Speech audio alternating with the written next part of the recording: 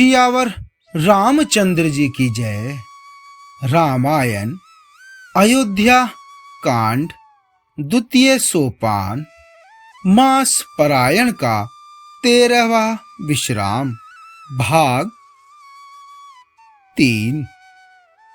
राजद्वार पर मंत्रियों और सेवकों की भीड़ लगी हुई है।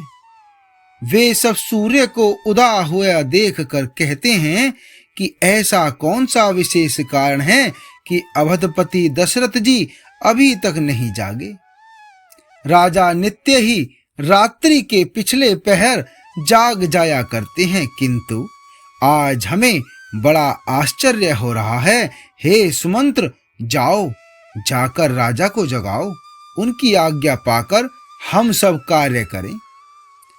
तब सुमंत्र रावले राजमहल में गए, पर महल को भयानक देखकर वे जाते हुए डर रहे हैं। ऐसा लगता है मानो दौड़कर काट खाएगा। उसकी ओर देखा भी नहीं जाता, मानो विपत्ति और विषाद ने वहां डेरा डाल रखा हो।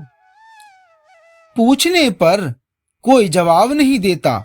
वे उस महल में गए जहां राजा और केकई थे। जय जीव कहकर सिर नवाकर वंदना करके बैठे और राजा की दशा देखकर तो वे सूख ही गए।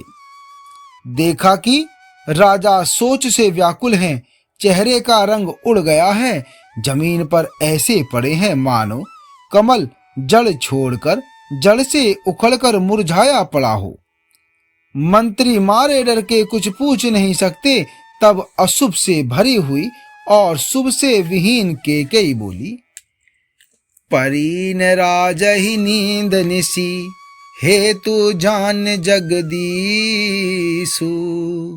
रामू रामू रटी भोरू किए, कहैन मरम महीसु।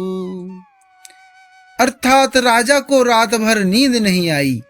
इसका कारण जगदीश्वर ही जाने। इन्होंने राम राम रटकर सवेरा कर दिया, परंतु इसका भेद राजा कुछ भी नहीं बतलाते। तुम शीघ्र राम को बुला लाओ, तब आकर समाचार पूछना। राजा का रुख जानकर सुमंत्र जी ने चले समझ गए कि रानी ने कुछ कुचाल की है। सुमंत्र सोच से व्याकुल हैं। मार्ग पर पैर नहीं पड़ते, आगे बढ़ा नहीं जाता। सोचते हैं कि प्रभु श्री राम जी को बुलाकर राजा क्या कहेंगे। किसी तरह हृदय में धीरज धरकर वे द्वार पर गए। सब लोग उनको मन मारे उदास देखकर पूछने लगे। सब लोगों का समाधान करके किसी तरह समझा बुझाकर सुमंत्र वहां गए जहां सूर्य कुल के तिलक श्री रामचंद्र जी थे।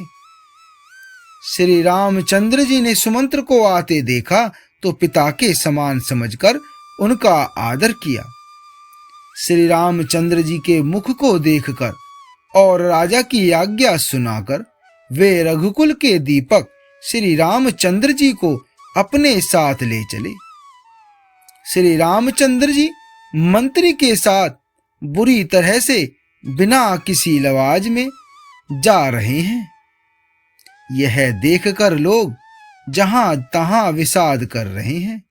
रघुवंश स्मणी श्री रामचंद्र जी ने जाकर देखा कि राजा अत्यंत ही बुरी दशा में पड़े हैं, मानो सिंघनी को देखकर कोई बूढ़ा गजराज सहम कर गिर पड़ा हो।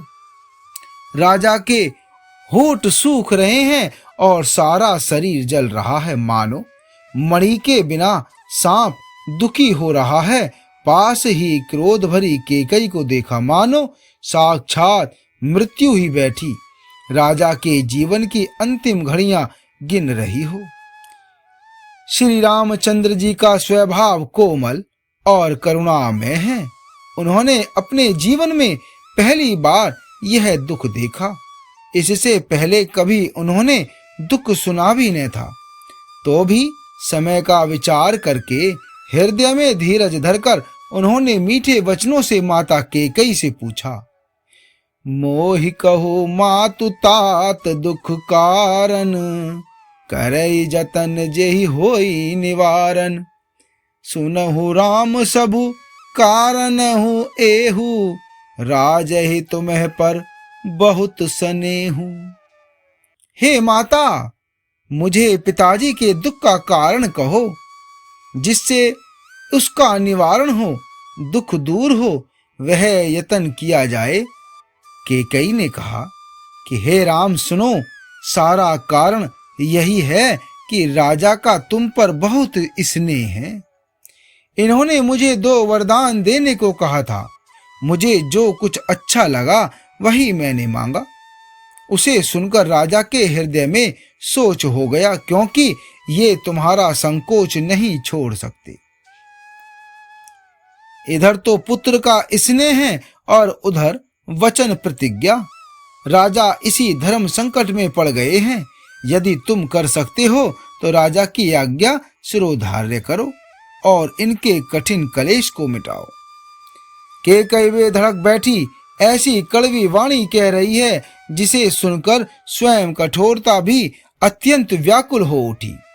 जीभ धनुष है, वचन बहुत से तीर हैं और मानो राजा ही कोमल निशाने के समान हैं। इस सारे साज समान के साथ मानो कठोरपन श्रेष्ठ वीर का शरीर धारण करके धनुष विद्या सीख रहा है। श्री रघुनाथ जी को सब हाल सुनाकर वह ऐसे बैठी है मानो निष्ठुरता ही शरीर धारण किए हुए। सूर्य कुल के सूर्य स्वाभाविक ही आनंद निधान श्री रामचंद्र जी मन में मुस्कुराकर सब दूषणों से रहित ऐसे कोमल और सुंदर वचन बोले जो मानो वाणी के भूषण ही थे। हे माता सुनो, वही पुत्र बड़भागी है जो पिता माता के वचनों का अनुरागी अर्थात पालन करने वाला है। आज्ञा पालन के द्वारा माता पिता को संतुष्ट करने वाला पुत्र हे जननी सारे संसार में दुर्लभ है। मुनिगण मिलन बसे सिरि बन, सबहि भांति हित मोर। तेहि मह पितु आयसु बहुरी, सम्मत जननी तोर। वन में विशेष रूप से मुनियों का विलाप होगा, जिसमें मेरी सभी प्रकार से कल्याण है। उसमें भी फिर पिताजी की आज्ञा और हे जननी तुम्हारी सम्मति है और प्राण प्रिय भरत राज्य पाएंगे।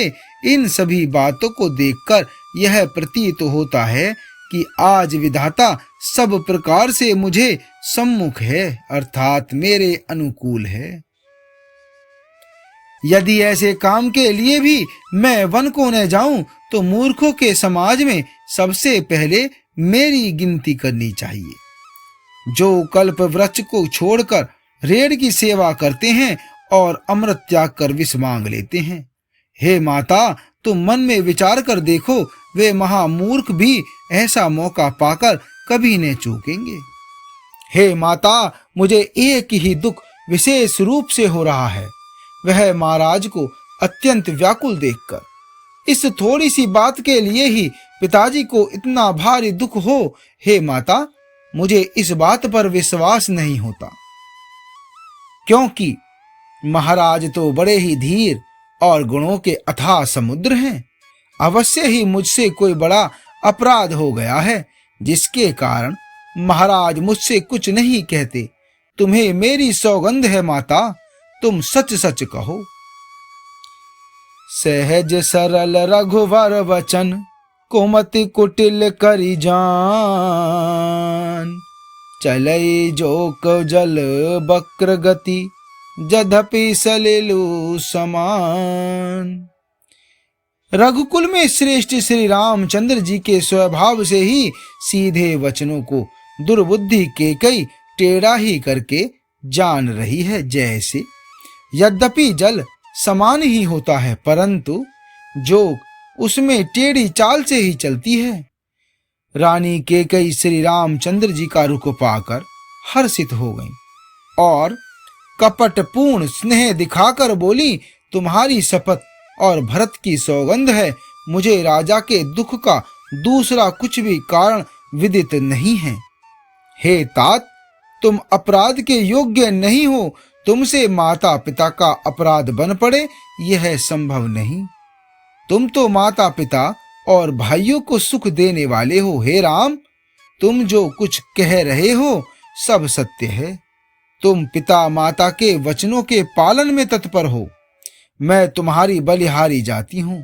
तुम पिता को समझाकर वही बात कहो जिससे बुढ़ापे में इनका अपयश न हो। जिस पुण्य ने इनको तुम जैसे पुत्र दिए उसका निरादर करना उचित नहीं है।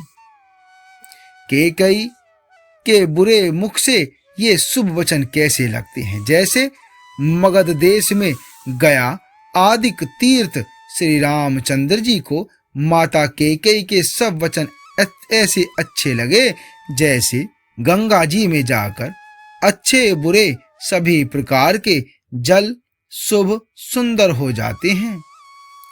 इतने में राजा की मूर्छा दूर हुई। उन्होंने राम का स्मरण करके राम राम कहकर फिर कर करवट ली। मंत्री ने श्री रामचंद्र जी का आना कहकर समयानुकूल विनती की। आगे का भाग 4 में। जय श्री राम।